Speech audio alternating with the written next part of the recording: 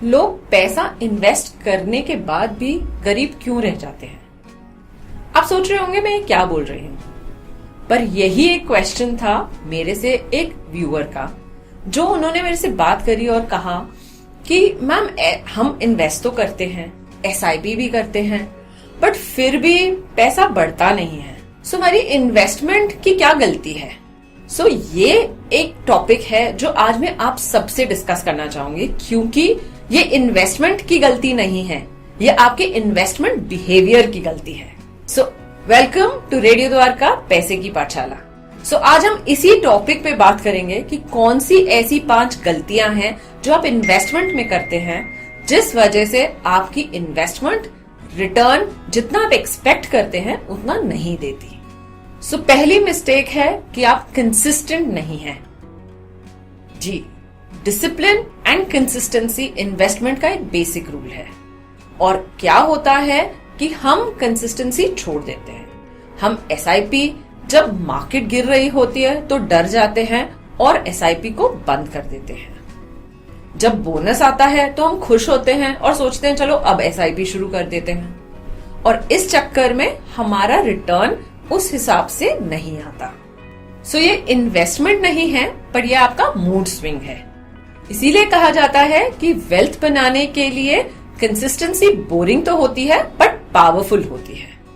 दूसरी बड़ी मिस्टेक कि हम पैसे को जल्दी डबल करना चाहते हैं। जब हम इन्वेस्ट करने की सोचते हैं तो हम हमेशा लॉन्ग टर्म विजन लेके चलते हैं, बट जैसे ही इन्वेस्ट कर देते हैं उसके हफ्ते, महीने या 3 महीने बाद रिटर्न चेक करने लगते हैं और फिर सोचते हैं यार एक्सपेक्टेशन तो 12% या 10% की रिटर्न थी, पर अभी तो सिर्फ 4% आ रही है, तो कंफ्यूजन में आ जाता है। और इन्वेस्टमेंट का हम हमेशा आपको रूल बताते हैं, duration in the market is better than timing the market. Third mistake है कि हम रैंडम इन्वेस्टिंग करते हैं।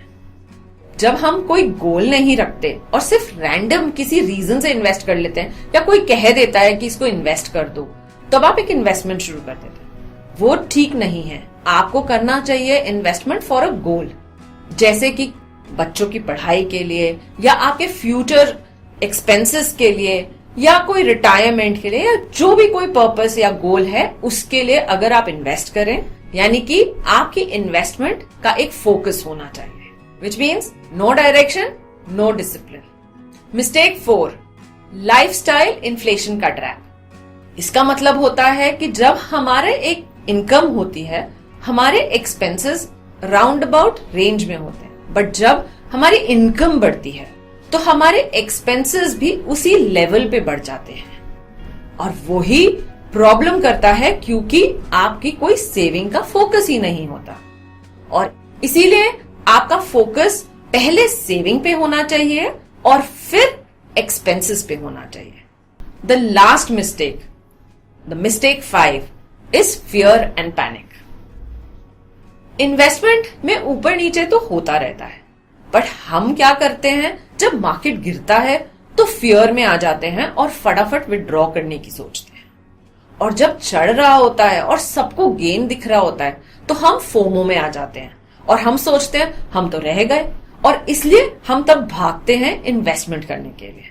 सो इसीलिए आपको अपनी इन्वेस्टमेंट कोई फियर या पैनिक के बेसिस पे नहीं करनी चाहिए, बट एक स्ट्रैटेजी से करनी चाहिए, डिसिप्लिन से करनी चाहिए, और अपना फोकस मेंटेन करना चाहिए।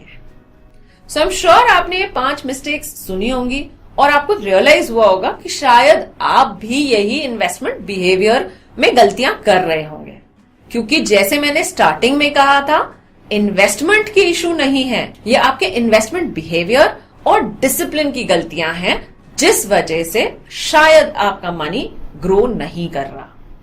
सो अगर आपको ये प्रोग्राम अच्छा लगा हो तो अपने फ्रेंड्स, फैमिली के साथ शेयर करें, लाइक एंड कमेंट करें, एंड जो भी आप हमसे समझना या सुनना चाहते हैं तो डेफिनेटली कमेंट करें, जिससे हम आपके लिए सिमिलर प्रोग्राम ला सकें। So stay connected with radio Dwarka and पैसे की पाठशाला। Thank you.